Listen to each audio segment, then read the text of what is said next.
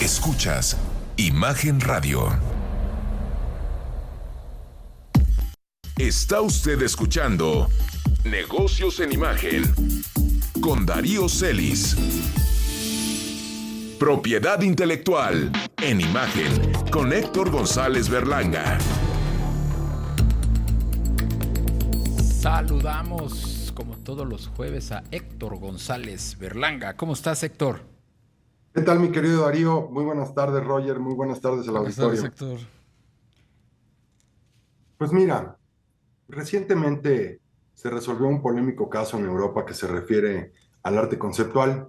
Y este es un asunto que levantó una gran expectativa en el mundo artístico, específicamente en los artistas creadores del mundo conceptual. Resulta que el señor Daniel Drouet, un reputado escultor francés, a encargo de otro reconocido artista del arte conceptual y del hiperrealismo, Maurizio Cattelan, le encargó 9 esculturas de cera. Estas 9 esculturas de cera fueron exhibidas y expuestas al público en diversas exposiciones en Francia, especialmente en la Monat de París. Y el problema comenzó cuando las esculturas fueron expuestas utilizando solamente el nombre de Mauricio Cattelan, sin darle el debido crédito a su autor, el señor Daniel Drouet. El señor Daniel Drouet le requirió en varias ocasiones al señor Cattelan que le reconociera públicamente su creación autoral sin que se le diera curso a su petición. Y bueno, pues como era de esperarse, pues el señor Drouet demandó al señor Cattelan y además a la galería Emanuel Perrotini, que fue quien fungió como intermediaria en prácticamente todas las exposiciones que se hicieron. Esta galería Perrotini y la sociedad Truene Visions, en su contestación de demanda, alegaron que el señor Drouet no estaba en condiciones de comprobar la presunción de la titularidad establecida en términos de la legislación de derechos de autor francesa. Y uno de los argumentos que más polémica levantó desde el punto de vista jurídico es que el señor Cattelan es el autor intelectual de las obras, ya que fue él quien dio la idea para la creación de las esculturas y que el señor Drouet simplemente fue el ejecutor de las obras. No deja de ser un argumento interesante, no coincido con él, pero no deja de ser interesante. Por su parte, el señor Drouet alegó que solo él, con sus manitas, habría creado las obras y les había impreso su alma e intensidad, no habiendo recibido de parte del señor Cattelan ninguna directriz para la creación de las esculturas. Y esto es justamente lo que pasa con los autores, porque es la teoría del derecho de autor que dice que los autores le imprimen parte de su alma, de su intensidad, de sus ideas, de sus conceptos a sus creaciones. La sentencia del tribunal estableció, en primer lugar, que la falta de determinación respecto del objeto de protección sobre el que el señor Drouet reclama su paternidad se refiere al nombre de las obras y no a la creación en sí misma, ni tampoco al lugar en donde fueron expuestas.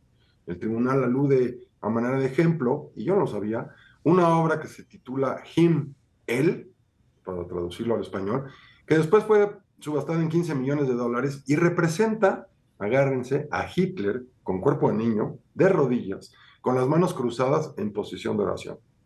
Cuando estaba esta obra en exhibición, el público se aproximaba a la figura por la espalda, quedando sobrecogido al comprobar que cuando rodea la escultura y se encuentra de frente de ella, el que era la imagen era de Hitler mirando al cielo bajo una iluminación verdaderamente conmovedora. Entonces, la obra por sí misma no hubiera creado el efecto que se creó a partir de la iluminación y con todo lo que lo rodeaba, toda la escenografía que había alrededor de la obra. De otra manera, pues hubiera sido simplemente una imagen de Hitler que no hubiera creado el efecto que se creó entre el público asistente, hubiera sido otro efecto completamente contrario, ¿no?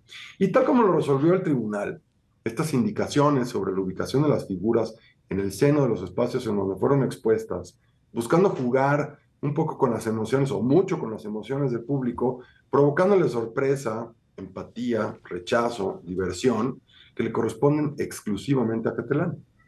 Yo estoy seguro que este tema da para mucho y seguramente se seguirá discutiendo el asunto en tribunales, pero lo que nos queda para el caso de México, especialmente en cuanto hace a los artistas, pues la recomendación obligada es negociar los contratos. Y de lo que estamos hablando es de un contrato llamado de obra por encargo. Este contrato de obra por encargo, una persona le encarga a otra la realización de una obra determinada. La pregunta obligada para este tipo de contratos es: ¿a quién le corresponde la paternidad de la obra resultante? Y la respuesta, la primera, es pues a las dos partes.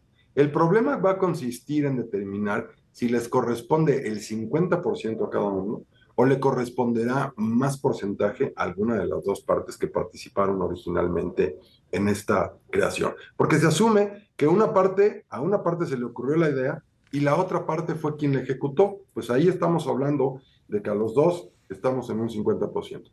Pero cuando a quien encarga, además, se le dan directrices sobre la marcha y la creación de la obra, entonces a esa parte le corresponderá mayor porcentaje en la paternidad de la obra. Es decir, a mí se me ocurre una idea, te doy a ti para que la ejecutes, vamos al 50%. Pero si durante la ejecución de la obra yo te voy diciendo, no me gusta, quítale, ponle, sube, le pone de este color, pone de aquello, pues entonces me va a corresponder más por porcentaje a mí que al propio creador.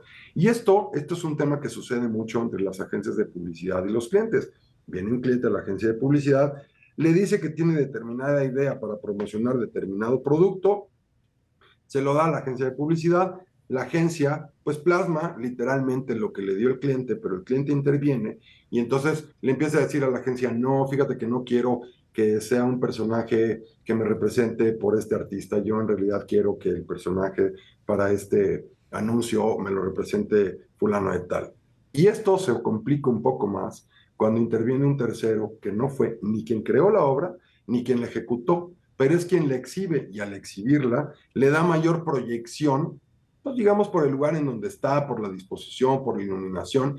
Esto también le aporta una parte importante para que la obra luzca más. Entonces, en este caso, la obra por encargo tiene dos papás, pero además se puede considerar que toda la creación que se está haciendo alrededor de la obra en cuanto a su exhibición, pues puede ser un derecho secundario que le podría corresponder a la galería. Es un tema sin duda, mi querido Darío Auditorio, que es muy polémico, no está regulado completamente por las leyes, ni de México ni del extranjero, y es un tema que se da todos los días, no solamente con las agencias de publicidad, sino también con los artistas.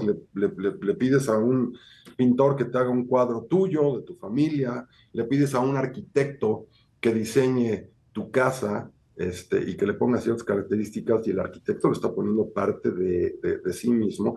Pero cuando tú llegas y ves la obra en los planos, bueno, dices, ok, me gusta, pero ya cuando la estás bien ejecutada y estás viendo que el arquitecto está construyendo la obra, dices, no, a ver, este baño no lo quiero de esta manera, lo quiero de otra manera. Entonces, el arquitecto en estricta teoría, de acuerdo con las leyes mexicanas, cuando termina una obra arquitectónica, una casa, él tiene derecho de ponerle afuera de la casa una placa que diga, esta casa fue diseñada por fulano de tal arquitecto. Y cuando el arquitecto se sienta porque le cambiaron el color de la casa o porque le cambiaron un tipo de vidrios o le hicieron cierta modificación a su obra, puede y tiene todo el derecho de oponerse. Y aquí es en donde empiezan todos los litigios. Entonces, parece mentira, pero una cosa tan sencilla puede llegar a tener complicaciones muy interesantes que se resuelven en el momento que se pueda hacer un contrato. ¿Cómo la ven? Pues interesante. No sé, tú, Rogelio, le ibas a decir algo a... Sí, saludar a Héctor y pues sí, plantear pues la sensibilidad que llegan a tener los artistas, ¿verdad? Pero pues ya cuando se vuelve también negocio o está su obra en un museo y logra notoriedad, pues ahí es cuando empieza el jaloneo, ¿verdad? Exacto. Y yo por eso, mientras los artistas mezcaleros no registren su obra completamente, le voy a dar crán a unos mezcalitos porque hoy es jueves social y entonces pues... Nos los merecemos. Como tú tienes una palabra muy chistosa, Roger. Los vas a refaccionar. Nos vas a refaccionar. Con unos te vas a refaccionar unos mezcales. Me voy a recetar unos mezcales. No, refaccionar. También, primero me lo refacciono y luego me lo receto. Bueno, órale pues. Pues muchas gracias, Roger. Les mando un abrazo. Igualmente, buen fin de semana. Héctor González Berlanga. Pues ya nos vamos. Saludos. Roger. Hasta mañana, Darío. Muchas gracias a todos. Hasta mañana. Vamos.